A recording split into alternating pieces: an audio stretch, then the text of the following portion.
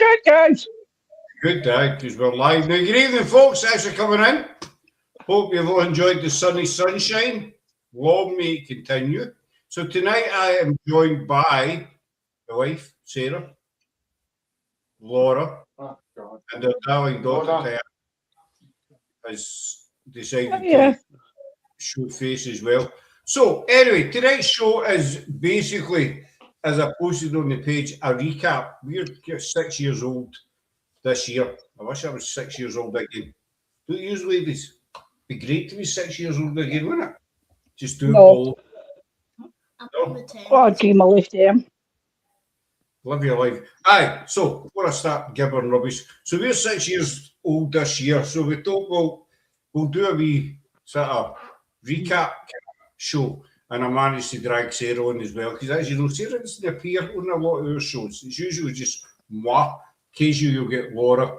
Tayami has started her own wee podcast as well with various guests. She's doing quite well, isn't you? You enjoy doing them? Yes, you can't open your mouth, you know. Okay. Aye, so we started out back in, I'm going to get this right, Vienna. 2000. No, she's gone. She's got this. We started out back in 2020, just before, I was 2020, wasn't it? Yeah. Aye, 6 years old, what am I talking about? Just before the pandemic kicked off, basically, we met a couple of people who were into paranormal day, and they sort of asked us, you know, suggested we should start our own group. Now, we'd never done it before. I'd been into paranormal for decades, and Sarah had been into the kind of history sort of stuff. So we decided, why not? We'll give it a go. Laura, your other half in there. So we thought, right, we'll give it a go. We didn't think we'd last a month, but we kind of started at the wrong time, but the right time. The wrong time was because the pandemic hit us, and we you couldn't go anywhere investigating. I think we only had a couple of weeks, didn't we? Yeah, I think it was about a month. Was it a month that we were able to kind of get out and about before everybody kind of locked up, so to speak, and so that kind of buggered everything. But in the month, we weren't exactly sure what we were going to do, because I say we'd never done it before, so we were a couple of newbies,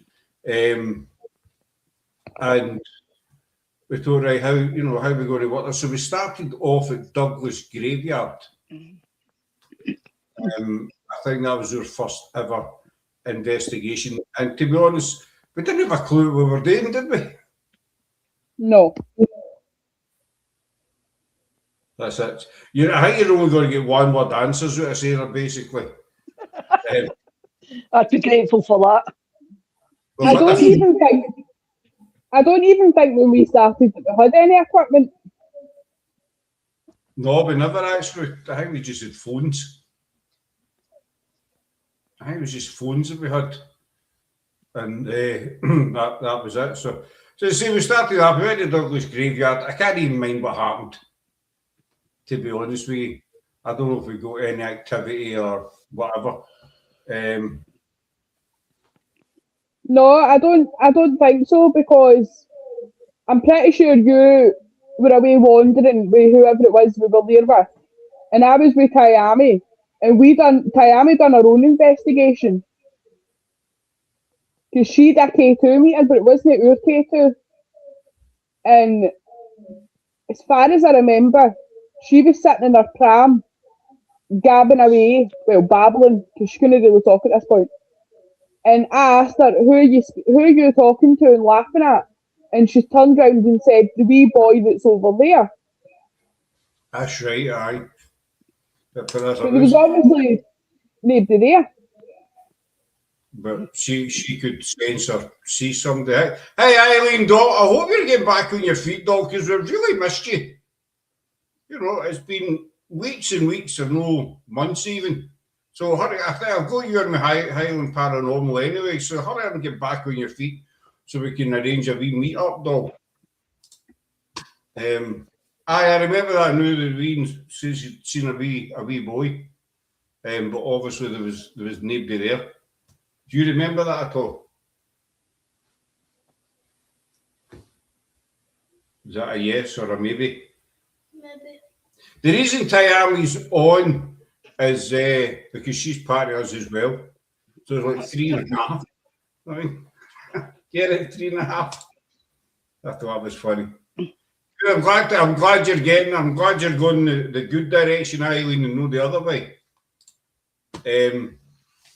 So we started off there, and then we kind of moved there to Edinburgh. And that was the kind of start of our Edinburgh investigations and posts and stuff like that. Because we used to write our own stories and our own posts. But we went to Edinburgh, and I always remember the night at Edinburgh Castle. Forever in my memory. When it was quite windy, and Sarah had the phone. Do you want to elaborate, B? Well, we were at Edinburgh Castle, right? And it was very windy actually. I was blonde at the time. Not that that's going on today, but we were standing. Shut up, Laura!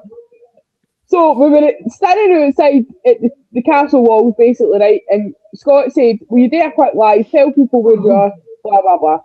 So I went on and totally froze. I couldn't think what to say. I'm looking about for Scott, who was like, I don't know, about a mile away. And I'm like, I don't know what to say. And you see me I think we deleted the video, thankfully. But you see me just standing there, hair blown to bits, just pure bewildered, didn't know what to say. I remember what you said. You said, "It's really beautiful up here." And then, I don't know what else to say. That's what he said. I'll never forget it. And then there's obviously the picture that we did with Sarah lying on the ground in the Royal Mile. Outside, I think it was outside a phone box or something. No, it was outside Mary King's Close.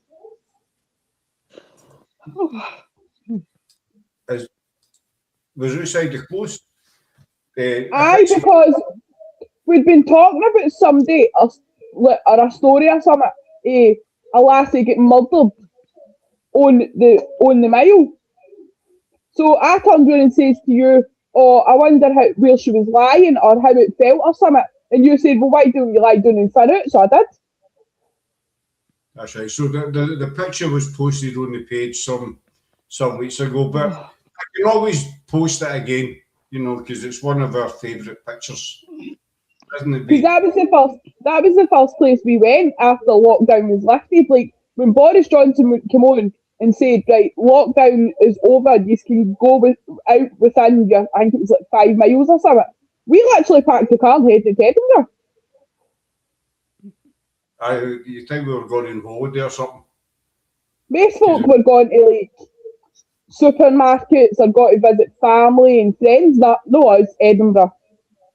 Edinburgh. I take it that means Edinburgh, Eileen. Ouija's go wild in Edinburgh. There's only one Ouija. Sarah's not a Ouija. Sarah's a Ayrshirean. I don't know. What do you call it? Ayrshire. Ayrshire, there you go. That's us being told.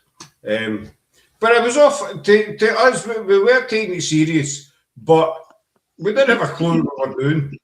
So, we had a laugh and a joke with it. And then Sarah says, after Boris Johnson says, "Right, you can all get back out again and talk to each other." That's the first place we headed. But during lockdown, we thought, well, what are we going to do? A hobbit from the Shire. I take it this is your husband, Laura? Yeah, he's got my phone and I've got his, because I can't go on StreamYard with my phone, but I can with Craig's phone. Right, so that solves that mystery. Aye, so lockdown came, we couldn't go, so we thought, well, we've only been running about a month, what are we going to do? Hi, Lola. So we thought, well, why don't we just talk to people? Now, we'd never done podcasts in our life. I didn't even know what a podcast was at the time. So our first podcast was just ourselves because we didn't know anybody. That's right, isn't it? No, how the podcast started was you were invited on to somebody else's podcast as a guest medium, remember? And you were sitting in the bedroom floor, and your phone was literally pointed up your nose the whole time. And so we'd cheap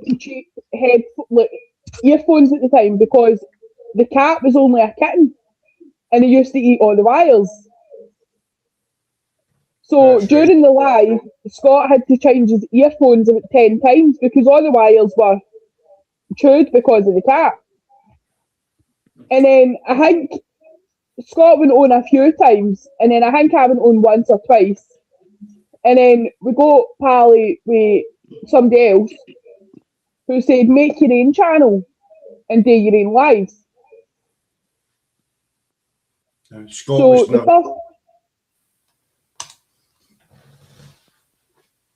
So the first ever live that we done was a parapole, remember, Scott? Because it was on the Amityville house. Parapole, that's what it was. Aye. But I get asked to go on this show as a medium, and when I went on the show, the guy says, you're a medium. I says, no, I'm not a medium. And I tell you, I've never claimed to be a medium, no. And I'm no, I'm not psychic in any way. So I think he felt a bit of a banana. But, we carried on talking. But we did parapole. And what we would do is every week we would just pick a different subject and talk about it and get people's opinions on it, basically. I would cover Amityville. It is live, Law. We covered Amityville. We covered mediums, right? I think that was another one where you could see up my hooter. I'm trying to think what else we covered. We covered quite a few different topics, but the lives were very. They weren't very very professional because obviously we'd never done it before. Scott was doing it on his phone, and then I was doing it on my phone. But I then upgraded to a computer, and then Scott eventually got upgraded to a computer as well. And then we kind of, I don't know, we kind of just get better at them, didn't we? I just started looking at folk on Facebook, paranormal groups, teams, individuals, and just asked them, do you want to come on? And the response was really amazing. We didn't expect, because we were nobodies. We were just two people from the west coast of Scotland, and we were expecting people to come and say, oh, no, I don't have the time, or, whatever. But I think there was only one person actually said, no, I can't make it. Everybody else came on. And that's when our podcast kicked off. We were doing 4 or 5 a week. I think at one point we were live every single night because, as Scott said, we had different guests on. Like, I think GSI was our first proper sit down, like, kind of live interview type thing. But we used to do like games nights and quiz nights, and we were live constant because at the end of the day it was lockdown, so there was nothing else to do. And GSI, and we're still quite pally with GSI. I think that's the team I've known the longest, and I've had the good fortune of going down and investigating with them down at Sherwood Forest a couple of years back for Halloween. You tired, baby girl? Are you tired to go to your bed? No? Yes? No? No? But so as the weeks went on, and the podcasts were good as well because everybody was stuck indoors. Nobody could go out, and it helped us build up a friends basically. And the people that we originally started out with fell away from us due to such childish drama, for want of a better word. It's fine, but you handled yourselves well. Me and Willie coming out, please. Next, you got more confident. Aye, Craig's right. We did. we did build our confidence because seriously, we didn't really know what we're doing, and so as the mayor shows that went on, are you, Sarah? What? Am I what? Oh, maybe she means my coming out. Maybe. So I know Sarah and Laura and Craig will be your daughter Sarah's double. I get told the other week, last week, when I was on with the wee, that she was my double. Of course no. She's her mammy's lassie.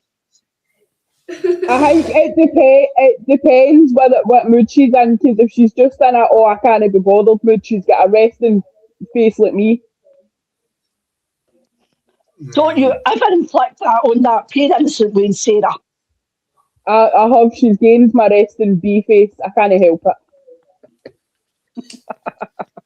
Look at her. She's just, aye.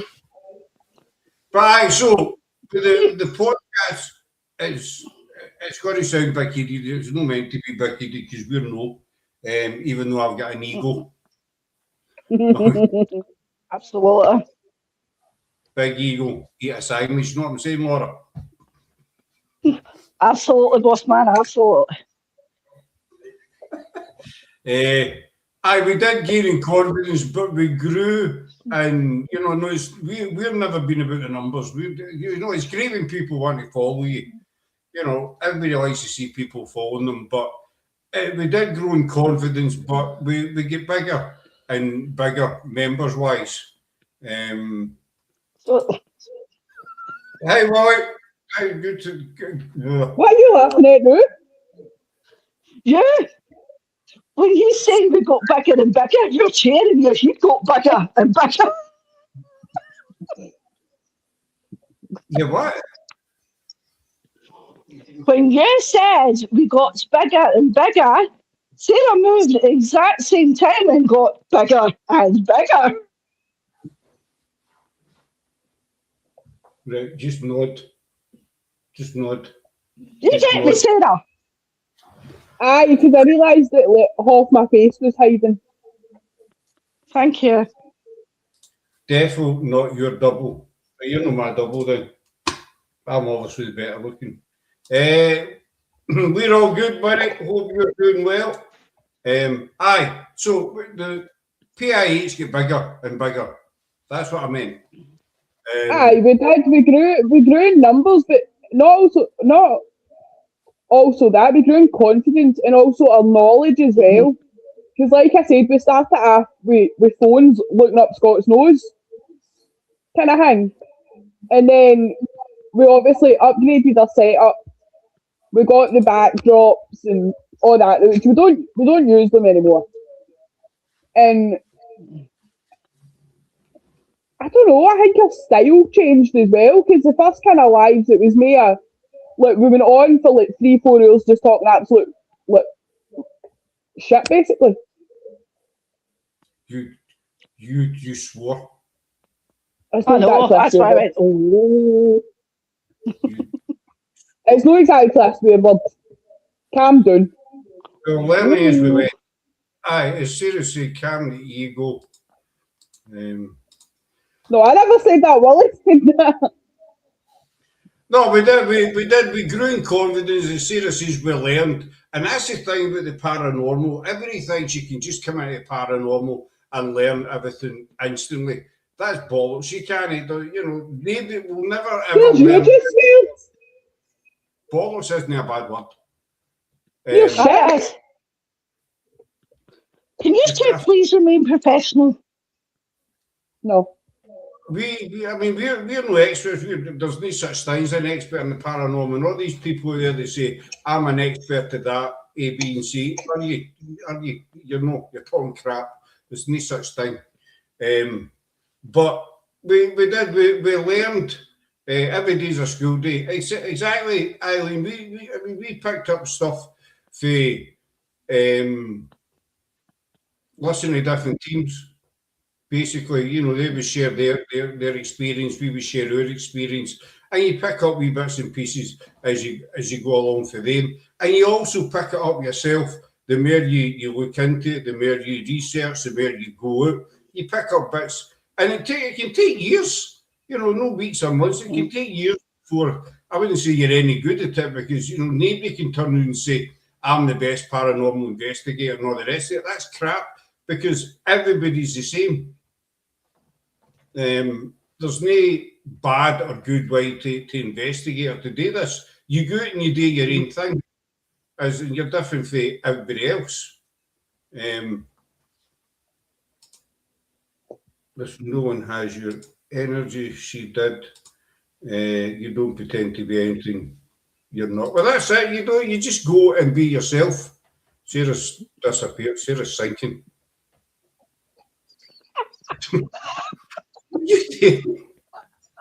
My tablet fell.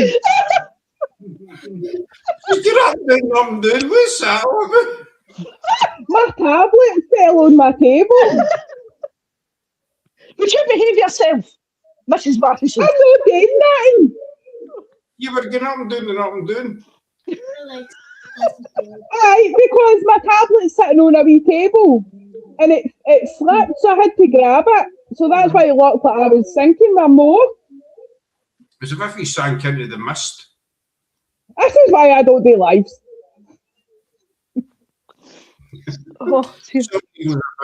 Aye, Eileen, I totally agree. There's folk out there with egos as big as a jam sandwich. Do you know what I'm saying?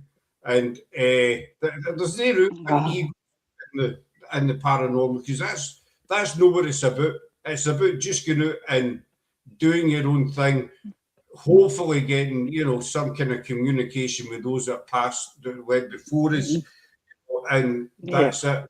Try and be something, you know, because people aren't stupid. People know when you're putting on an act. People know, Spirit especially. Spirit knows if you go into the, you know, say it's a castle, and you go in with this great big ego and a rucksack and stuff. Spirit aren't daft. You know, they know you're only there to boost your views, your numbers, whatever the hell it is. But if you go in and just be yourself and just act normal and just talk to them, you know, and not make demands and all the rest of it, then you're going to you're going to get somewhere. You're not going to get somewhere overnight. It could take a while. First rule: don't waffle. I never waffle. I don't waffle. Do I waffle? Do I waffle? Being respectful is a big thing. I definitely. You need to be respectful 100%. Just it's the same idea. If you go to somebody's house and start bad mouthing them, they're going to kick you out. They're not going to want to know you. And Spirit's the exact same thing. You know, it's like the baldy guy in that Hamlet advert. Hamlet? Baldy guy in the Hamlet advert. What age is your husband, Laura? I don't want to discuss this online. Baldy guy in the Hamlet advert? I don't have a clue. I mind the Hamlet adverts, the cigar adverts. I don't remember a baldy guy. I was never in them. I'm too young. Well, aye, some so-called experts waffle on and clearly don't know what they're talking. Aye, we you know, yourself, Eileen runs Phantom Seekers Paranormal. Get her a wee look up in Facebook. She's a lovely wee woman. She's from Edinburgh, but we don't hold it against her. She's still very, very lovely. I mean, I'm losing track of what I'm saying in these comments as well. First rule, didn't what you're humble. We are very humble. We are very humble. First rule, didn't waffle.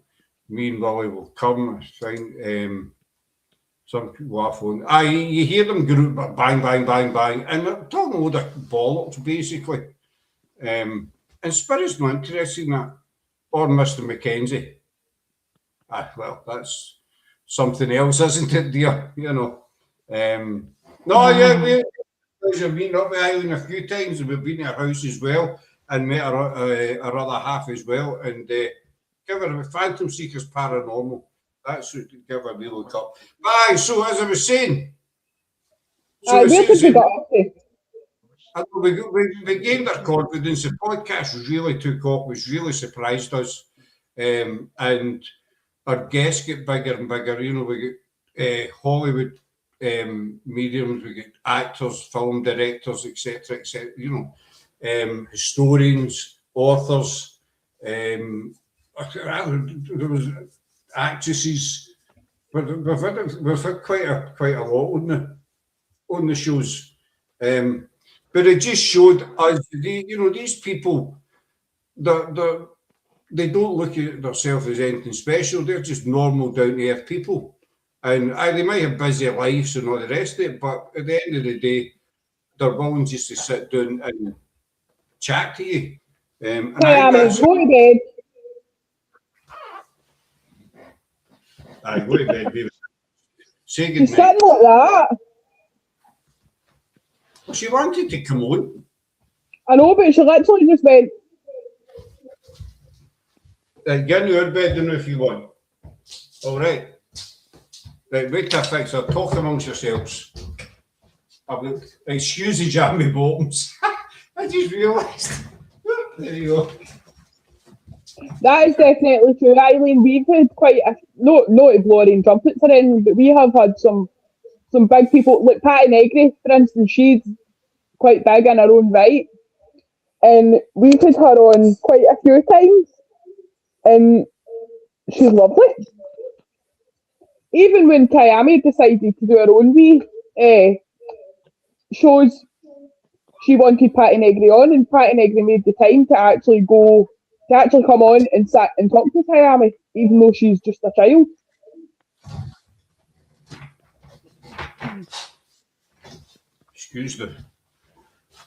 Excuse the jammy bottoms. I'll move this. That's better.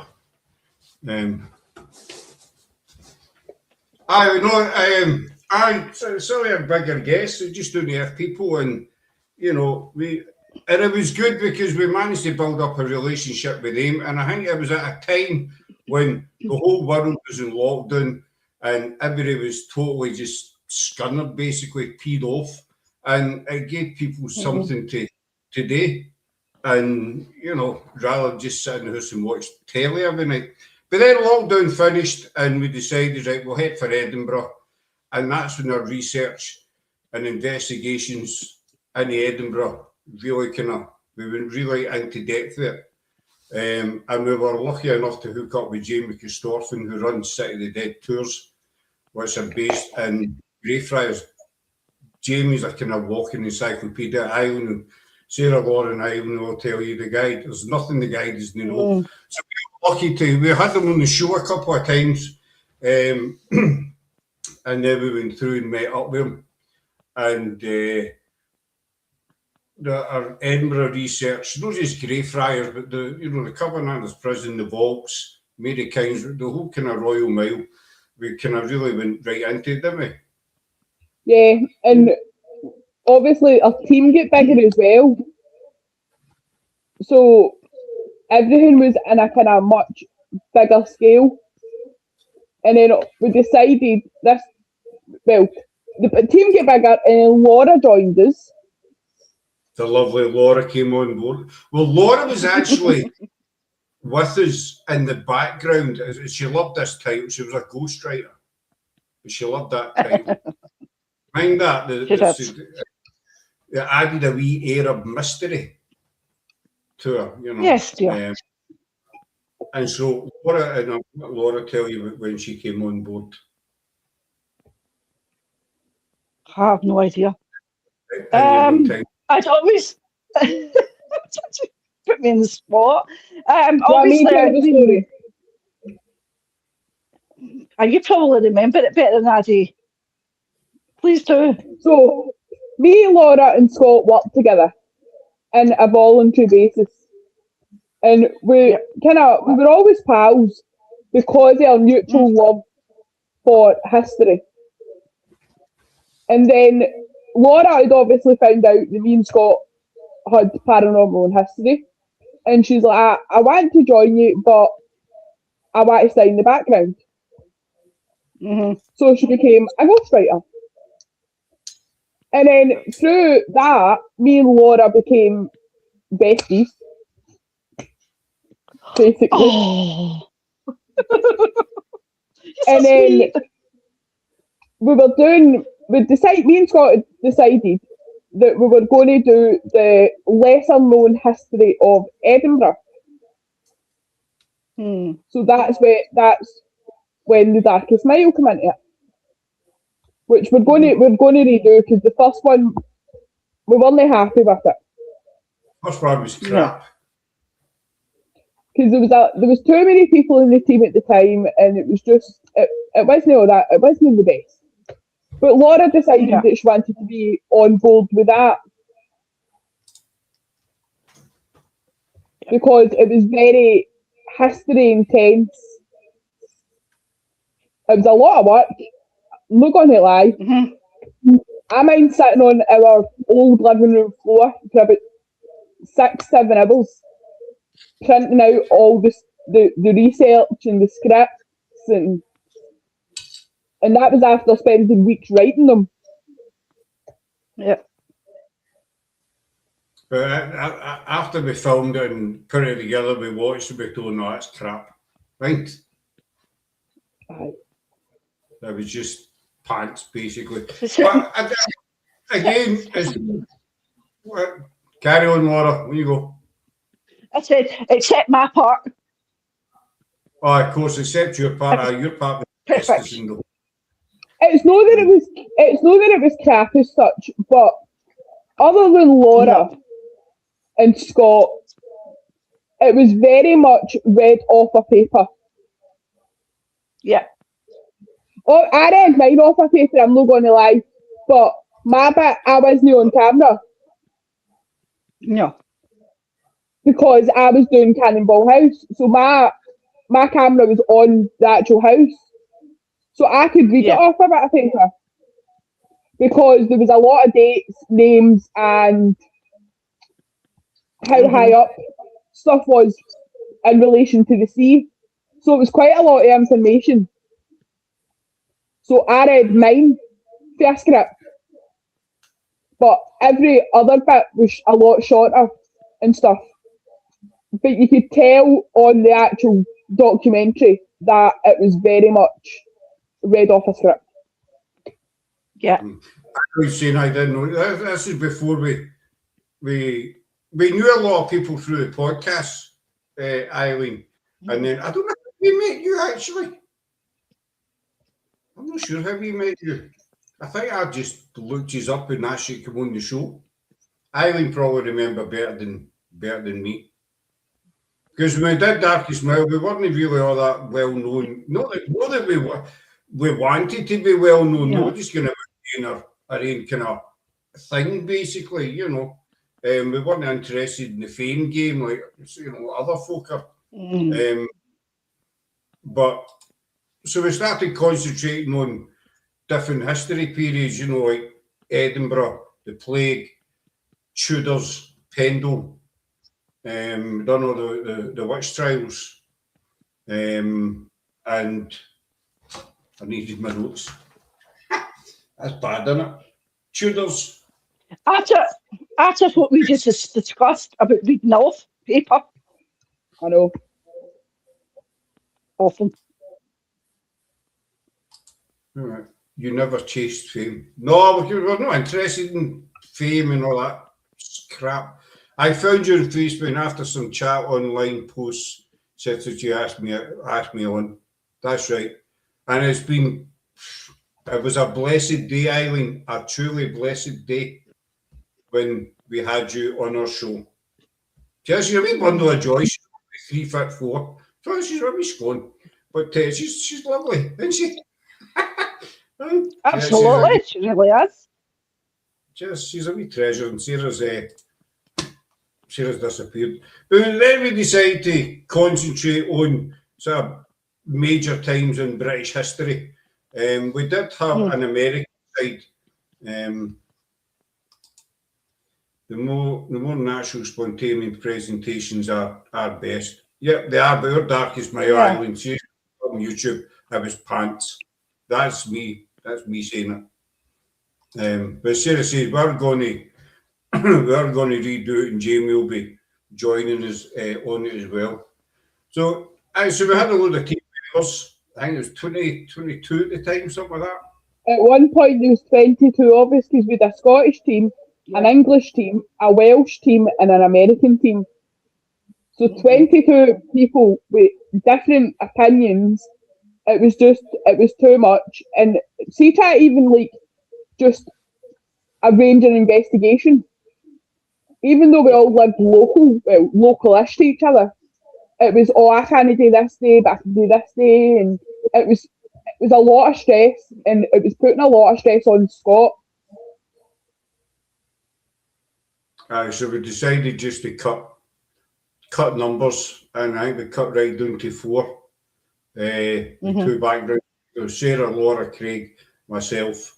Laura's daughter Mel was coming out with us, and Sarah's brother came out occasionally as well. There was too many cooks. There was just, as Sarah says, everybody had a different opinion, and even trying to organise an investigation was a blooming nightmare, because 2 folk could make it one day, 3 folk could make it another day, and it was just crap basically. So we cut all our numbers down, and it actually worked a lot better. I remember those days, they were very, very stressful. But we did get a lot of help for day one, and we still do. I was one of them as well. There's so many people that have helped us, supported us, gave us advice, and that's what para-unity is about. People say para-unity doesn't exist. It does exist if you find the right people. It doesn't exist if you find these cabbages that are just wanting fame and think that people, famous people are haunting their houses and all that kind of stuff. Because, if you just find normal, down-to-earth people that are genuine, that aren't chasing the fame game, that's when you get the para-unity. And Sarah and I, Laura and Craig, we found that out as times went on, basically. It does exist among genuine folk. There's too many folk out there are just starting in the paranormal, and they think they're the best. They think they've learned all this stuff overnight, and the girls know what I'm talking about, don't you? Yeah. And then what came next after that? I need to get back to my notes. We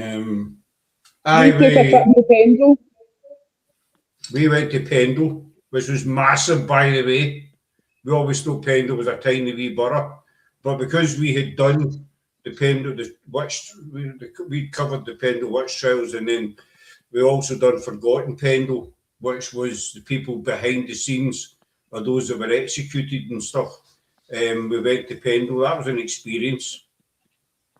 It was, because in the stories and stuff, you think it's, like Scott said, you think it's all like close together, but it's actually not. Like, there's like 10 plus miles sometimes between the different towns. And the roads are very small and windy, and you can't see what's coming around the corner. I was actually scared for my life. Right. The roads are like that, with high hedges all the way around. But when you go to Pendles, we're stepping back in time, but you go to St Mary's Church, and you visit the Nutter family plot.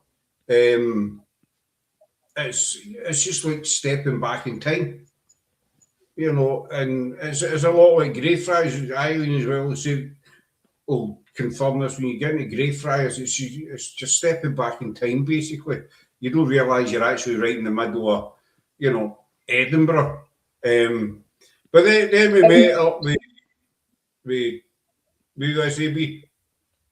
I was going to say it was definitely an experience. Oh, it was. I mean, But the actual hill itself isn't nothing to write home about. No, the hill, it's nice. Don't get me wrong. It's this beautiful countryside, and the hills are a very distinct shape. You know, you can't miss it. You can't mistake it for somewhere else. But everybody says, "Oh, Pendle Hill." And I know they had big events and that there, but it's the actual area around about it where everything happened. Nothing actually happened on the hill itself. Because I think we were expecting some big, beautiful, dramatic hill. And I said to Scott when he pointed it out, I was like, is that it? We've got better hills up the road. Better hills in the Cairngorms. Aye. But it was definitely an experience. I'm glad that we've done it. I am glad. It's one of these places you need to visit, considering the history of the trials in 1612, when, you know, 12 people were accused, only 10 were executed, 10 innocent people were executed, and it was all over somebody having a stroke, basically. But obviously back then, people didn't know their stroke, so they misinterpreted it as this person had been cursed, and that's how it kicked off, sort of thing. Even though we were nearly executed that night. Do you know what? I said, mind we were nearly executed that night. No, I don't actually. What happened? Because mind the football was on, and we were staying in an English farm campsite, and England were in the World Cup against, I think it was Italy or something. And obviously, everyone about us was shouting, yes, it's coming home, blah, blah, blah. And Tiami's like, no, it's not, it's gone to Rome. We're the only ones we're the only Scottish folk in the campsite. She's not, it's gone to Rome. Would you shut up? You know, she must have been about 4 or 5 or something at the time. She's like, it's gone to Rome. Don't get back in the tent. Shut up. So obviously we're in this tent, right, and all around about us you can hear folk shouting for the English and all that. And she's screaming at the top of her lungs. And I'm like, oh my God, we're going to get murdered and buried on this farm. The buildings on the hill were bought and refurbished, I think, and they don't let investigators in. It's one of the thing that gets me with Pendle. There was a lot of witch trials which we covered up and down the country. You know, no disrespect to any of the other victims of these witch trials, but Pendle just seems to be the one that's captured, still to this day. You know, I mean, it happened back in 1612, but it still captures the world's imagination. Thousands of people still flock there from all over the world every year. You know, thousands in TVs, magazines, media, they all still flock to Pendle. I don't know why, but it's just a major. I think it's one of the most famous kind of witch trials that took place. So we did Pendle, and then we ended up with CRA Entertainment on the show. David Espinosa and Craig Arons, who are 2 filmmakers. It's a UK sale. That's true, because Salem was actually, Salem witch trials actually started off the same way as the Pendle witch trials, on the testimony of a little girl, the same as Pendle. So that's true. But we were lucky enough to get David Espinosa and Craig Arons on the show for CRA Entertainment, that made filmmakers, basically. And so we got the cast for all their films on. And we still have a working relationship with CRA. So that really benefited. That's the right word, isn't it? Aye, that was funny. Mind that night we done a movie quiz with him with the full cast of CRA, and Scott's chair broke and he kicked the camera on his way down, knocked the full live to buggery. Then he decided, in all his wisdom, he was going to sit on my makeup trolley And then all you heard was this almighty crack. That's right. And it was only a couple of minutes, but it seemed like ages, didn't it, for me to find something else to sit on. But that's the other thing about podcasts, especially you do them live. You know, I mean, we've done a few crackers in our time with some crackers, I guess, as well. The things have gone wrong, and that's what makes it fun as well. You know, but we really have. You have certainly had a few crackers. Aye, but we're carrying on. You know, we'll not discuss them. Why not? We'll just disclose them. We'll not discuss them. We'll just disclose them. It's part of our story. But they're in the past. They really don't matter. We don't like hear that stuff. You know, they're more So is interesting. everything that you're talking about. Aye, but the stuff we've been talking about is the stuff that kind of built us up. Yeah, so did you falling off a table, going on the live in your boxers and showing the world your... We'll not discuss that one, will we? Your near-death experience when you fell backwards off the table. I won't discuss that one either. I mean, Scott's a professional, he never does it. Thank you very much. The one I do remember is the night the backdrop fell. And behind it was just a mess behind it. There was boxes and all sorts of crap behind it, and the backdrop was hiding it. And I was doing I can't remember who was on. And you were on the rigger? Was it rigger I was on me? Aye, because it was no long before we moved in here. And you were on the rigger, and then the back, you could see it happening in slow motion. The backdrop just kind of went. And then Scott's like, I've lost my backdrop, haven't I? I can see it in the camera, just falling.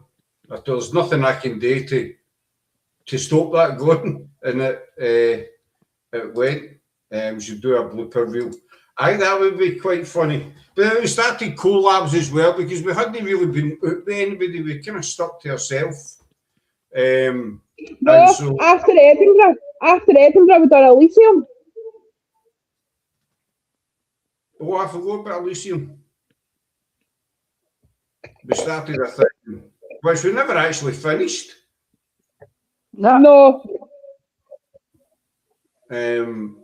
But we're doing that with CRA. We were getting advice from CRA. Elysium was a fictional character.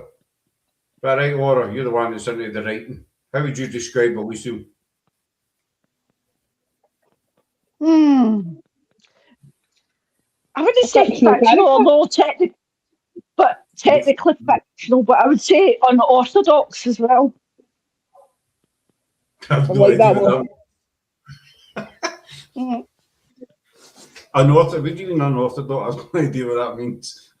Unusual. Right. We'll say unusual instead of using fancy words. Not normal. Doesn't fit in with the norm of society. Yes. Right. Elysium, which we should, because we never actually finished the story. Elysium was unique. Thanks very much, Simon. See, I understand that word as well. See, unorthodox. Elysium, the videos are on YouTube of what we did. Elysium basically was based on, well, it wasn't based on, we kind of made the story up of an executioner back in the 1700s who enjoyed his job a wee bit too much and decided to do it, you know, away from the scaffold, basically. He was caught and he was hung and he went to hell, basically. But he made a deal with the devil. The devil told him that if you go and collect the souls of the witches that have escaped me, I'll grant you life again. And so he went back to Earth to collect these souls that had escaped the devil basically, and then he would be granted a new life to carry on doing what he was doing. But nobody knows who Elysium was because he was always covered up. People thought it was me, but then we did a video with Elysium sitting beside me, just to show that Elysium actually wasn't me. But he is on YouTube, and we will be bringing him back to life again. Get that, bring him back to life. Yeah. I thought that was funny. Absolutely. No, not really. So after Elysium, we done Caldwell. Yeah. That was our next kind of biggest project. I'm just taking over Scott's show, by the way. That was our next kind of big project. We done Caldwell for about 3 months straight. Yeah. 2 Absolutely. 3 months. And it was quite full on because we were there was some weeks where we were there 4 or 5 days. Yeah. Doing a mix of daytime and nighttime investigations. That was quite an intense thing for us because not only did we have that, we also get family stuff, and we also had a lot of other PIH things going on as well. So that was a bit of a stressful thing for us, but we still managed to get through it and got some amazing evidence, really. And it was quite frustrating as well. Laura will agree with this because obviously me and Laura do the main bulk of the research for PIH, well, Laura specifically. I'll jump in if it's something like, I'll jump in if it's like historical or if it's like a building or something like that. But Caldwell was the kind of place that you were researching, finding nothing. So you were kind of, you hit a brick wall, so to speak. But then you would go to Caldwell. Aye. Then you would go to Caldwell, go home, research and find stuff. Yeah. That you couldn't find before. Yeah, it was as if it was like, it's so hard to describe. It's as if the spirits there were telling us wee bits at a time, and then we would go home, start researching again, and it would fit straight into place. Whereas a week previous to that, there was nothing to find. Me and Sarah could not understand how this happened, but it continued to happen so many times. We just ended up just rolling with it. Aye, because it was really frustrating because it was as if like see when you drop a jigsaw and you lose all the pieces, and then I don't know, about a week later you get your hoover out and you find another piece. It was like that. It was so. Yeah. And I think even now there's still so many unanswered questions about the place. But it's the kind of place that I don't really want to go back. Because if you think, because obviously our last investigation, the daytime one, that was pretty like pulling at the heartstrings. That was emotional. Yeah. Very intense, yes. I totally agree with you there. And I think, personally, if we went back, going by what we were told that day, if we went back, it might stir up stuff that could have repercussions on the kids. If that makes sense. Yes. Yeah, no, I understand.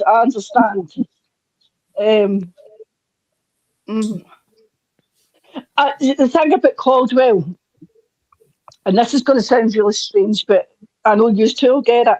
The thing about Caldwell is I don't think you ever got all the pieces. You're never going to complete that jigsaw. No. Those pieces will never come together the way we expect. Do you know what I mean? I think too much happened at the place, pre-hospital and after hospital, that you're never, it's one of these things, you're never going to be able to solve it.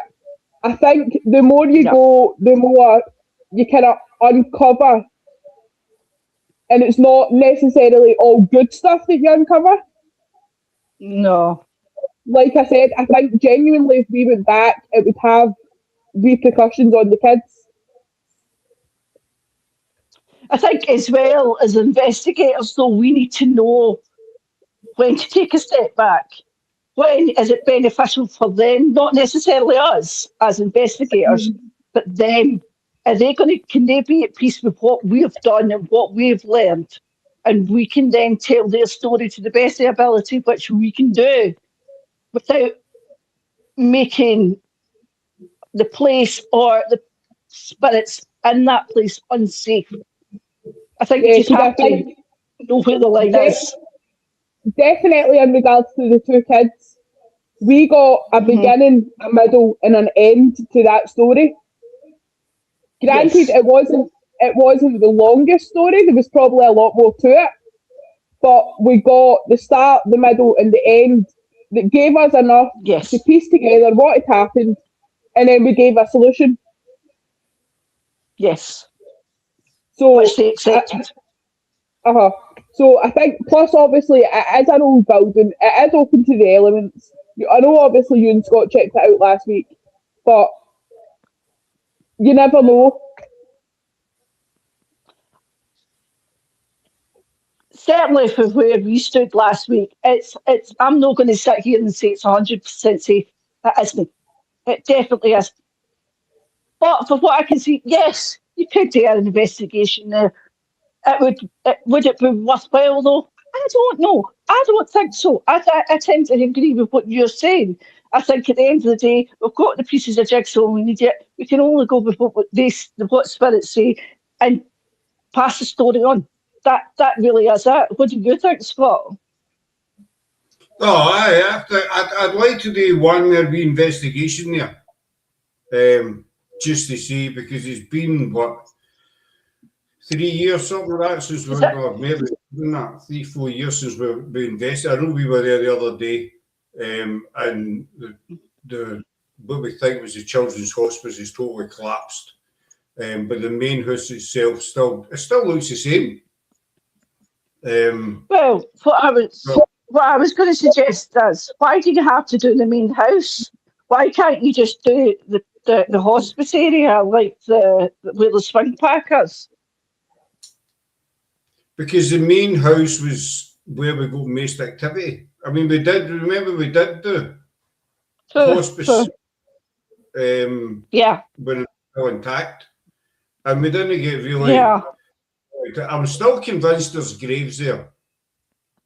I still believe there is round about the hospice area, and that we did, but I still believe there's graves there somewhere. There's got to be, because there was a chapel or a church there at one point. But I think the main, especially the stairwell, I'd like to do one investigation just to see. We might go and we might get nothing, but just going by the way that we got the last time, I'd like to see if we would get an activity. I mean, we've tried this at Loudon, and it worked. We do Spirits Remember You. So would it be a case if we went to well, all right, so it's 4 years for us, but we don't know what kind of time that is. The spirits there might be nothing, but like I said, though, I'd be scared of the repercussions on the kids. But then, that doesn't, I don't mean to be funny in any way or come across as weird, but what we experienced didn't experience that. Well, I suppose that's true.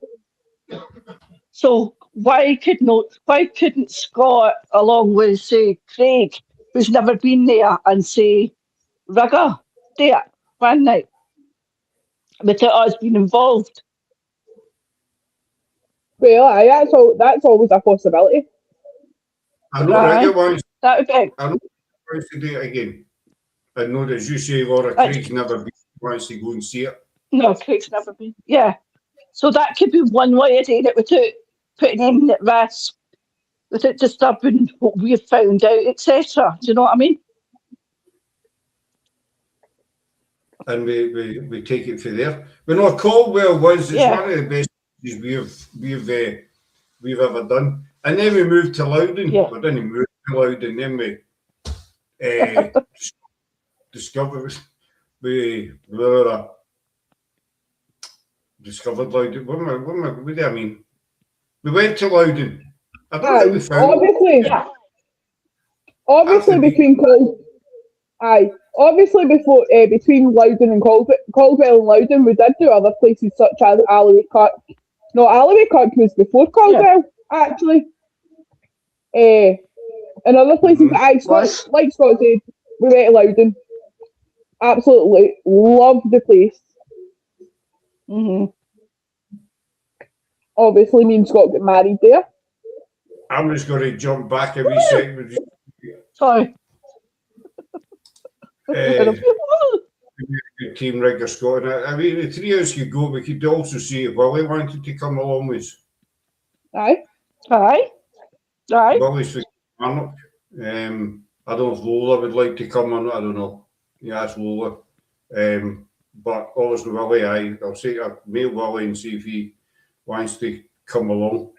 In fact, we might be better just with 4 guys because no offence to Lola, a woman's in from I think so. there.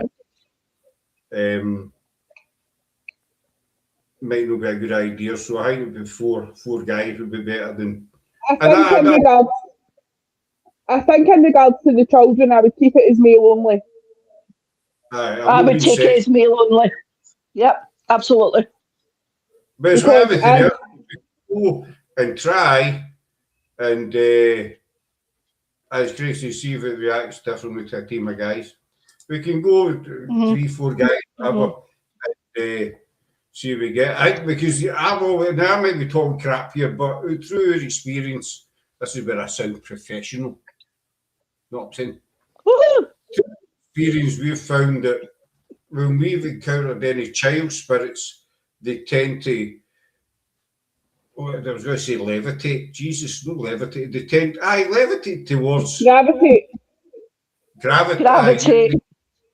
They go to the woman. No, that's not actually true because remember that night at Stair, we knew there was a wee boy there, and we and Laura and I think Gail at the time tried our bloody hardest to get this wee boy to talk to us, and he wouldn't budge. Wonderful. And then he ended up playing hide and seek with you. No, what I mean is children. You know, the girls there, the young girls. Yeah. Tend to go towards the woman. No, I think I've got to disagree there, Scott. I'm sorry, but I think other than the kids at Caldwell, every other child has reacted and interacted with you. Agreed. Apart from the kids at Caldwell, every other child that we've came across has generally interacted with you as well as us. Yeah. I would tend to go towards the woman, man. No, they don't. No, I think it generally depends on the place and on the individual spirits. But we've generally been quite lucky that the places we've been to, they don't interact with a certain person and not another person, etc. Other than Caldwell. Caldwell is the exception. Yep. But look at Alloway, Scott, with Rebecca. No, true. I'm listening to you. I would tend to agree. Aye. Caldwell. But I'm right. Of course, the wife's always right. Anyway, moving on. Aye, what's next? So I'll get that arranged with Craig, right? And I'll mail Wally, see if he wants to. He's welcome me. Come along with us. So we went to London. Seriously fell in love with the place. What do you mean we went to Loudon? We've never left. I'm talking when We're still there. We're still there. We're still here. Sorry. See one resort due to not possibly I fell in love with the place. You know, Loudon's beautiful. I don't know, I've lost count the amount of investigations we've done there. Obviously, Sarah and I got married there in the crypt, which was extra special. You need to say that because the wind. And I need to go, woo! Anyway, You what? I need to go, woo! Gonna know I'm wearing headphones. What do you need to go woo for? Because you get married there. Woo! Right, okay. I'm just going to agree with you. Just going to say, Right, I'll be back in a minute. right. Okay, dear. Aye, so we did Loudon, and we've two other TV. Eileen's been into Loudon with us. Yep. Highland Paranormal Spig. We Rosie Cardy and Emily Gould gang have been in. Willie and Kat Armstrong, Paranormal Exposures. So we're two about 5 teams in was to Loudon, and they've all experienced the same thing as we have. They've experienced different things as well, but basically they've experienced what we picked up on. But there's a lot more to be done at Loudon, and then we were lucky to get access to the farm. No saying where it is, etc. That's connected. There is a connection to the farm, and Loudon's going to be an ongoing thing for us for who knows, as long as the spirits will have, basically. But you always need to remember to be respectful in it, you know, because otherwise spirits are going to entertain and it just ruins it for everybody else. And Wentfield, well, I was going to say we went for Loudon too, but we're not, because we're still going to be doing Loudon as a whole. Wait, I see my list. Hold on. Talk amongst yourselves. But we've done some really cracking, like the power station at Auchinleck. We did there.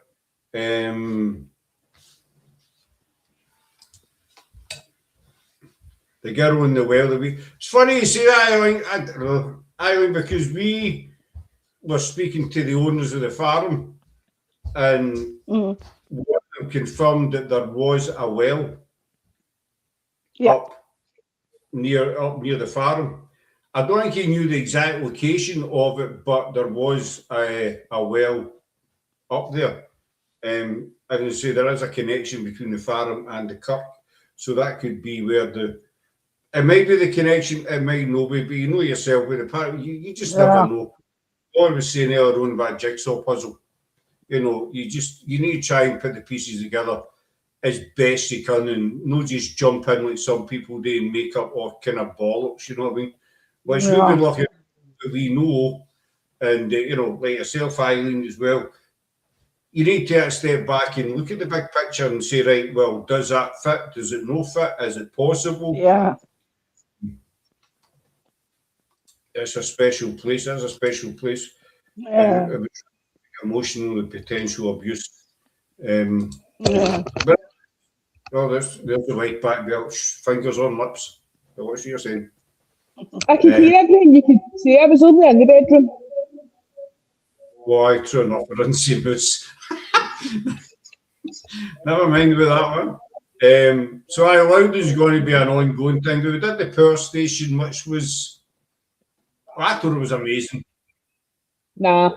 Yeah. No, I liked the power station because I think you get a couple of your best evidences there. 2 seconds, I need to shut that door be so I can hear you. Sorry.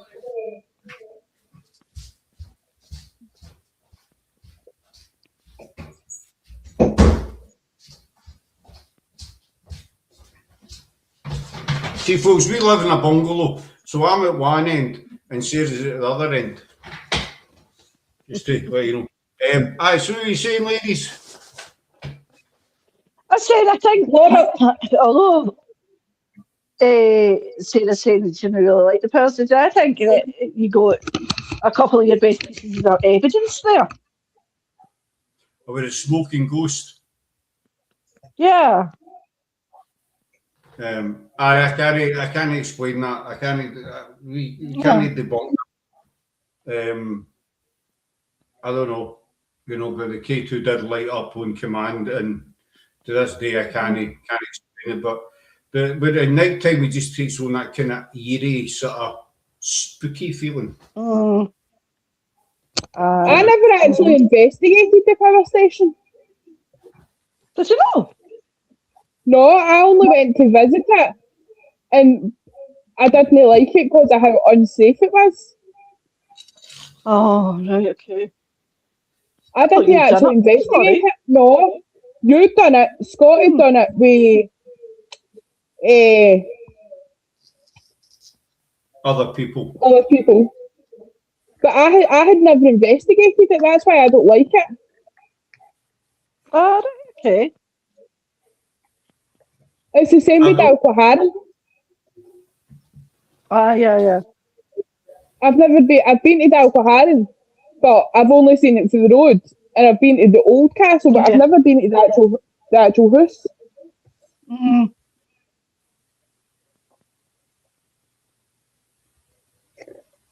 What's up? You're looking kind of out towards Paddy direction. Aye, because he woke up. All right. No, but the power So I was station was just unique. Remember the Ivy House as well, with Charlie and Rox and Roisin. Mm-hmm. Aye, that was certainly an experience as well. Because before we went, right, everybody we spoke to said, "Oh my God, it's amazing! It's the most active place in the world." Blah blah blah. It's so dangerous. You're gonna get scratched and all the rest of it, right? So I was dreading it because obviously you watch these people on YouTube doing it, right? And Yeah. I actually put this. Like, I think I said to Scott the night before it, "I'm not gone." I did, and then we went, and it was like the most underwhelming investigation of my life. Yeah. Like It was the still a most good exciting. experience. No, it was, but the most exciting thing was trying to get me through the kitchen window. With the help of We'll not talk about that. with the help of a pair of ladders and a very, very tall man, i.e. Craig. That was the most exciting bit of my night.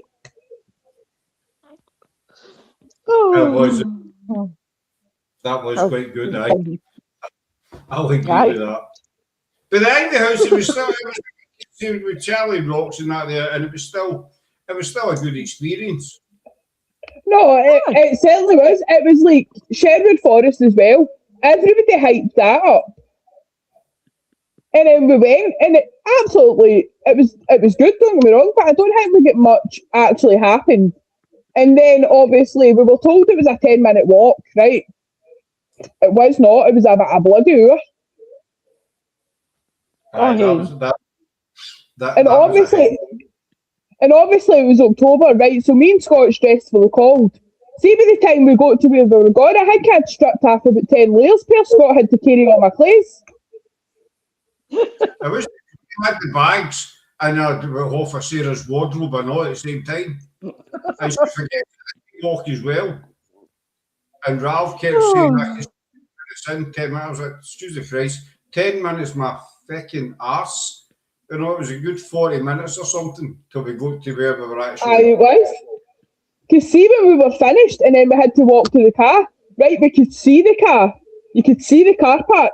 But the road, well, the path just kept going and going and going. I actually thought I was going to have a heart attack. I'm not even joking. Oh, hey. I was legitimately dead by the time we get back to that car. Yeah, the attic was creepy with a lot of sound. Aye. The attic, well, Craig went on the attic, I went on the attic, and all the attic was really, really kind of spooky, shall we say. You know what I mean? So we did the Ivy House, and then we had the Society of William Wallace on. Gary for the Society of William Wallace, he was on a few times, and then we got asked by them to cover different events for them, like the Wallace Oak, the commemoration of the Battle of Stirling Bridge, the commemoration of the Battle of London Hill, and it's the Stirling Bridge one. I was lucky enough to meet Hamish's father for Braveheart. and you went back to the car, and I got my photo taken with James Cosgrove. And we done the Rob Royston one as well. Aye, we did the where Wallace was captured in August 1307. Up at Rob Royston, that one as well. Which so obviously led us on to the Wallace trial. That's exactly. I was just going to say that led us on to the Wallace trial, which was still not finished. We've done 4 episodes, and we're lucky enough that we're doing it with the Society and also with CRA Entertainment. David and Craig have been advising us on it, and we send them the footage, and they obviously, because they've been in the film business for David's been doing it for over 40 years. I'm not sure about Craig. He's probably about the same. So they've been advising us on our footage and what have you, the best way to do things. So there's more to come. We're hoping to film episode 5 next month. The way it's looking in the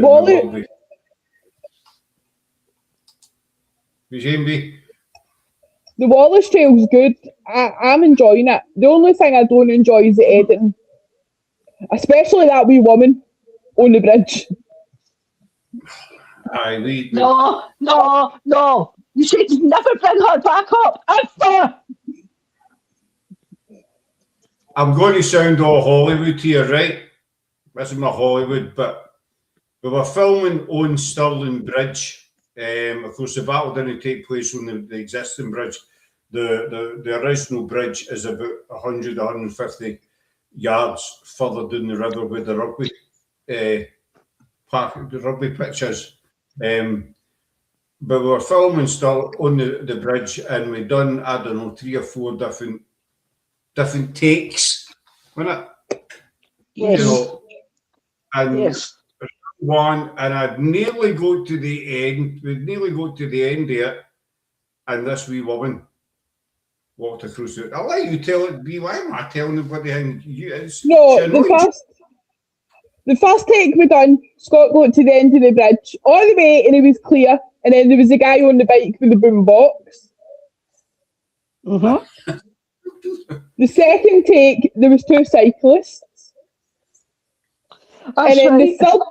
the third take, which is the one we used, there's this wee woman in a pink jacket at the start of the bridge, and she walks in a straight line, and then she cuts across, and it bugs the life out of me, because the bridge is crystal clear, the sound was perfect in that take, there was no mistakes, the narration was perfect, and then you've just got this wee woman.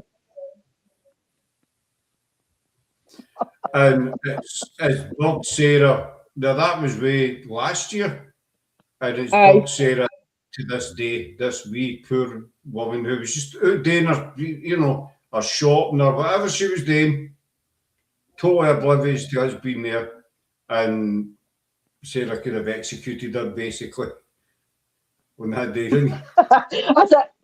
I think she was due to execute me that day, I know. Take it from filming is hard. Oh, it is, but it's fun. It's fun when you're doing it, and then you finished product, shall we call it that? I don't know, finished thing. Put together. So we will be doing episode 5, hopefully the 20th of April. Gordon's back on his feet. And we're not trying to be documentary makers or big film stars or anything like that. Oh. We decided to give it a try. And the Wallace and editing is long and frustrating. Oh, I know, Craig, I know. What do you mean you know? It's me that's going to do it.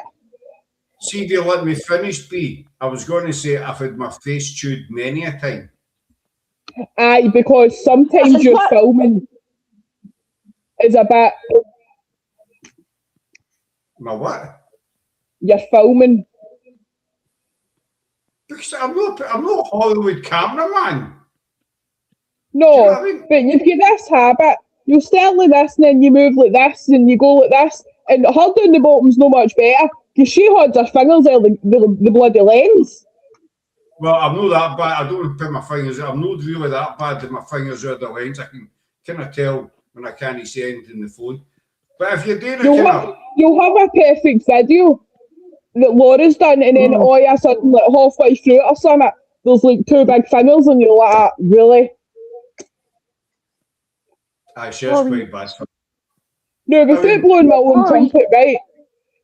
I've self-taught myself to edit, and I think I'm pretty shit hot at it, right? Not gonna lie. But there's certain limitations that a woman has. And editing out fingers, just, no. Right. Sorry, honey. 1 sessions, just edit. It is a process. It's very tiring, Craig. Very tiring. Trust me, I know. I've had my face chewed many a time off of my editor. You see my editor? Laura will bear witness to that. She's been present at all the editing sessions. Yes. She has to sit in the middle. Scott has tiny fingers. I don't see the relevance in that one. That's very random. Right, anyway, let's get off this topic. What's next, Scott? Or what's next on the list of what we've done? I don't. What's that going to do with anything, Craig? I might see what he's talking about, your small fingers. Aye, so then we get Souls of the Old Town, which we're doing. CRA asked us to do a documentary on Edinburgh's lesser. It's a bit like The Darkest Mile. But David and Craig, they wanted us to put together a documentary featuring some of the parts on Edinburgh's Royal Mile that, again, aren't well known, but are still kind of active with people that have basically been forgotten. So we were supposed to do it towards the end of last year, but with the wedding and stuff like that, and then the weather's been crap so far, so we're planned it for May. Try editing my huge fingers out of the frame. It's not my fingers, it's your wife's fingers. Not mine. So we decided we're going to do it in May because the weather should be, hopefully, fingers crossed, a bit better. We'll be able to get that done. But I think that's what I really. But on the whole, I mean, we're not blowing the rain trumpet, but from Sarah and I's point of view, as I say way at the start, we never expected to last a month, but now, nearly 6 years down the line, but we're still going strong. But we couldn't have done it without Laura, without Craig, without Tayami, who lasted 10 minutes and went to bed. And I mean, the list is endless. You got Eileen, you got Nicola for Whispers So Paranormal, Spig, Rigger and his team for Spig, GSI, you've got Liam and his team for Highland Paranormal. I feel loved. I'm so glad. I'm so glad. There's David Espinosa, Craig Arms, Mark Egerton, Taro Tracy. I mean, there's a massive big list of people we've had on the show, and they've all helped us. They've all contributed in their own kind of way to get us where we are today. But and we can't thank everybody enough, because as I say earlier on about Para-Unity, is you get to know the people you can rely on, the people you can trust. People that are genuine, and that's where the Para-Unity comes in, because we've known Eileen for I don't know, good 3 years, GSI 6 years, Highland, the same as Eileen, Spig a few years now as well, Charlie and Rocks as well. I can't forget Charlie and Rocks, formerly Charlie and Rocks Paranormal, they're now Dead Signal, they were on the other night with Tayami. It's people when you meet. I know you meet people in the paranormal, and you maybe do one show with them, or one investigation, and then you lose touch. But we've been very, very fortunate that the people that we've met and we've stayed in touch with, we've investigated with them, done shows with them, and we count them. Well, we count them as family, a para family, basically. Rosie and Emma Cardy. Jeez, I never forgot with Rosie. You see, used to should remind. That's why there's that many people. You know, I put my hand up to talk and you just kept going like that. Sorry, carry on. Because there's one big thing that you've forgotten. And on this list of what we've done since we started till now, there's one big life event that you have, well, not life event, I suppose that is a life event that you have missed out. What's that? You go on about proud to be paranormal. Right. Oh, come on, Scott. What are you? What are you? A damn good looking Ouija. No. No. What were you last year? What are you this year? The Scottish ambassador for Proud to be Paranormal. Well done. I think Oh, that thanks. deserves a mention because that's quite a big thing for PIH, but specifically for you. Yes. Barry Frankish. I didn't forget about that. I did forget about it, but I didn't forget about it. I know it makes sense to me and my other me. Do you know what I mean? Barry Frankish as well. He is the brains behind Proud to be Paranormal, which is an event that's held every year, around about June, July time, where all the teams basically show on their own page that they're proud to be part of the paranormal, and it's where true para unity exists, basically. And Barry asked me a couple of years ago, last year, sorry,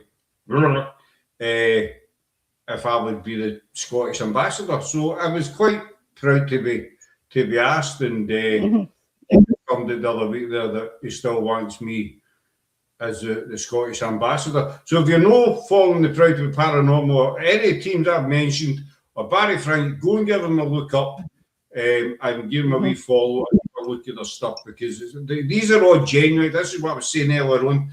You get the genuine people and the cabbages, you know, and it's really, we've been really, really lucky that we have met the genuine people, and we count them as basically.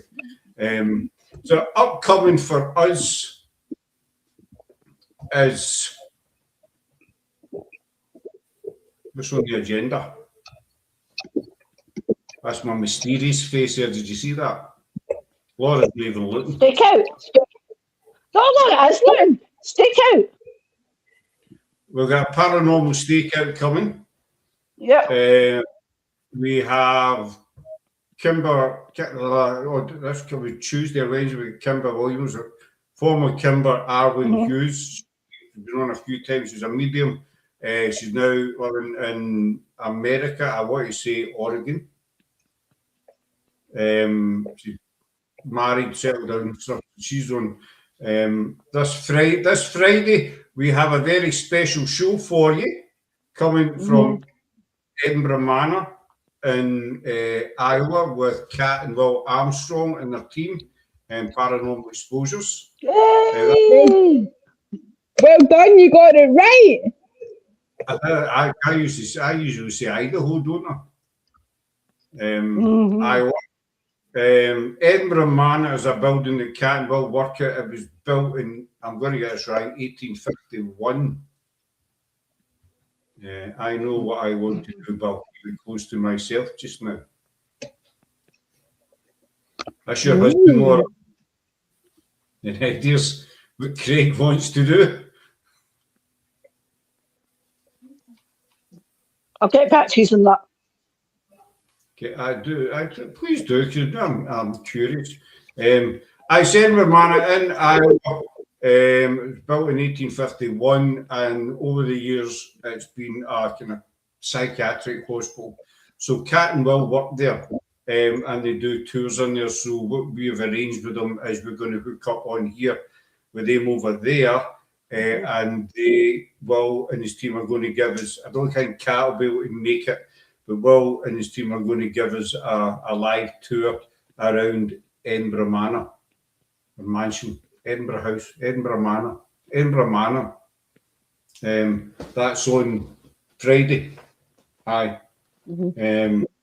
And we are working on another wee idea, which I'm talking to Spig about, or talking to Rigger about. The girls know what it is. We just need to work out how to make it work. That makes sense? Yes. I spoke to Rigger about it yesterday, and we're going to try and put our heads together and make it work. It's kind of different, it's unusual, but it is It was doable. today, actually. Was it today? Was it spoke? Oh, Yeah. it was the day I spoke. Because he had his hoodie on, his snooty. That's right. He had his snooty on. You spoke to me about it yesterday. So it's you spoke to yesterday, or I spoke to Rigger today. Aye. Aye, so we're just trying to work out how it's going to be done, but it is very, very doable. But we've got two guests coming through April as well, which will take us into May, and then we're going to concentrate on the filming side of things. The shows will be cut down a wee bit. We want to get out and get more investigating done and get more film done, because we've only done one investigation this year. You'll be, To be honest, though, the weather has the absolute pants. So the weather's been, that's what's been stopping us getting out, but we're dying to get back out. So I want to say though that me and Laura's going to start up the mystery shows again. That's fine. Laura and Sarah, I'm going to start mystery shows again. You're not taking this. This is my show. Oh, well, whatever. And we're going to be doing more history lives like we used to. Yes. Because we used to do a lot of history, and then we kind of cut it. I kind of cut them back, and then Scott kind of took over, and now I'm going to come back. Coming back. Our Tudor series, we are continuing that on the, where's my phone to get the date? Bear with me, talk amongst yourselves. How's your day been down? My day's been all right, aye. Mine too. Can't complain, to be fair. Pretty quiet, pretty decent. It's a bit chilly. It's a bit chilly walking in the park earlier, but apart from that. Right, I'm back. 27th of April, Tara Tracy and I will be continuing our Tudor series. This time we're going to be looking at Henry VIII's actual death, the impact it had on the country, and what happened after it. And Sarah is going to be, we're going to be doing Elizabeth I as well, and that one's going to be combined with Mary Queen of Scots. As you know, they were cousins. No, Mary Queen of Scots needs her own show. All right, Sarah's going to be doing her own show. You said you wanted to combine it. No, I said, when you're doing Mary Queen of Scots, let me know and I'll come on and date her. Right, well, you know, shows you how much I listen to the wife, doesn't it? But she's too important in my life to just put her on the sideline. She needs her own show. Right, so Sarah will be doing Mary Queen of Scots, and they'll be doing their mystery shows again. Our Tudors are starting again. Yep. Next month. Again, I think this is like the 6th time I've done Mary Queen of Scots over the years. I tend to do her once a year. Aye, but Well, you better know your stuff.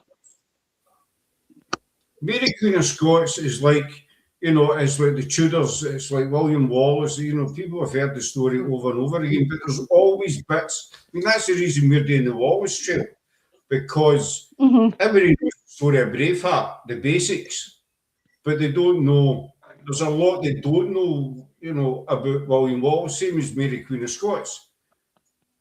You know, everybody knows it's a basic story of Mary, but there was a lot going on behind the scenes that people don't know about. And these are the bits that, you know, that's why we do history. That's why we love it, because these are the bits and pieces that matter as well. Not just the fact that, you know, she lived in France and then came back here and was executed. You know, there was a lot went on in between. You know, same as Wallace, same as, you know, like George Mackenzie, you know, who people claim to know about, but they really know diddly squat about that kind of thing. You know, it's people want to know about these things, and that's the reason why we've been doing, you know, all right, Darkest Mile flop, but Souls of the Old Town, all that kind of stuff, to let people know that they're more to these people than just what they show you in a film. That makes sense. Yeah. We need to cover the Winchester House again. Oh, Aye. definitely, Sarah. Because when we done that the last time, we never actually finished it. And I also want to cover Jack the Ripper again. Yep. Well, if you want, we can get what was his name? Something Jones. Richard. Richard Jones. Can bring him back. So that's where we'll go. We will be investigating as soon as possible. Laura, we could cover the Winchester. We could cover the Winchester House as a mystery. Aye, kids. That's fine. Because even though technically it's not about a missing person, there is a lot of mystery behind the Winchester House and how Sarah Winchester came to make the house and the reasons behind it and stuff. So I think that would fit in with the kind of theme of the mystery. Right, that's fine. I don't have a problem with that. Yeah, good shout. Good shout.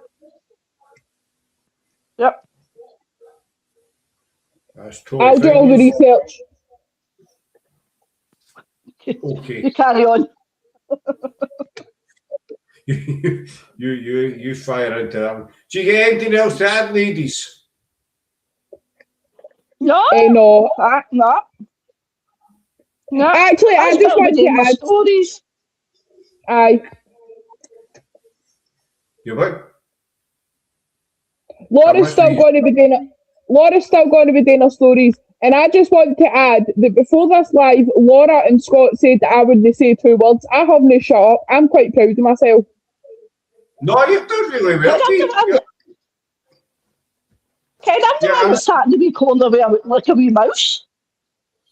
I know that's normally me. That's normally you. We're totally opposite tonight. That's a good thing. Well, I've hardly said anything because I'm not much of a talker. Do you know what I mean? So. Oh, we know. It's been a nice change. The wife's decided Absolutely. Oh, you're a queen, Sarah. Oh my, oh gee, oh God. Oh. Aye, I'm right here. Tonight she's been a queen. What? Yeah, but you. Oh, Yeah, I'm right here. yeah, but she normally talks more than you. Just sleeping on the floor. Anyway. He's done with your domestic. Aye. Aye. Finished, aye. Right, So we'll let you do the wind up bit, right? I'll shut up now. Not anything else to add, ladies, at all? No, we couldn't have done it without you, Scott. Well, that's nothing like stating the obvious, is it? Know what I mean?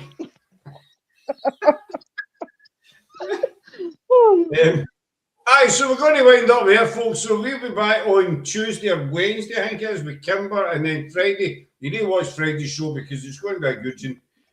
We will be back out investigating. The science is tuned now. That turned around quite quick. Just keep digging. I'm going to get in contact with Rigger and Willie and I'm a sucker. See, and we'll get an investigation in Caldwell, just you guys organise and see what happens. But just before we go, we have Sarah, Laura, Craig. We just want to say a massive thank you to everybody who has supported us and just been there for us since day one. As I said earlier on, the list is kind of like woof like that, and I'd be here for another 3 years time and everybody up. But you all know who you are. And so we wouldn't be here without you and keep the para unity going. Let's try and keep the crap out of the paranormal, all these idiots that think they can start suddenly become experts and the best and all that bollocks, you know, because you know yourself, like that. It takes time, it can take years. And sometimes you never get anything. What? Less of the paradrama. Aye, less paradrama. Absolutely. And remember and go and follow go and have a look at Barry Frankie, so proud of the paranormal. That'd be part of this. Can't think of a life without using seal. Oh, thank you very much, young man. Thank you very much. So thanks very much for watching, folks, and say thanks to my 2 lovely co-hosts tonight. Pleasure. I know it is, Dolly. You don't need to tell me that. I know it is. What's that? No. That's a swear word. Aye. You better just stay away for the drama. We did get involved in a wee bit of drama last night, but let's not open that old wound. I mean, that's No, let's not, Laura. The drama on my part. that's kind of I don't cause drama. You what? Well, I didn't cause the drama. I never caused it either. I wasn't there. That's not the problem is here at all. Total deniable. But we'll not go into that. Let's just say there was a bit of drama last night.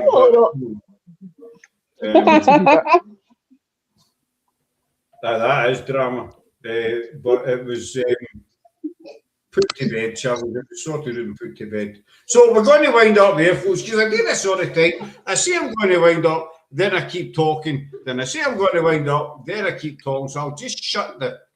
And we'll see you on Tuesday, maybe Wednesday, but definitely Friday. All right, folks, so enjoy the rest of your weekend. No, there's bugger all left there.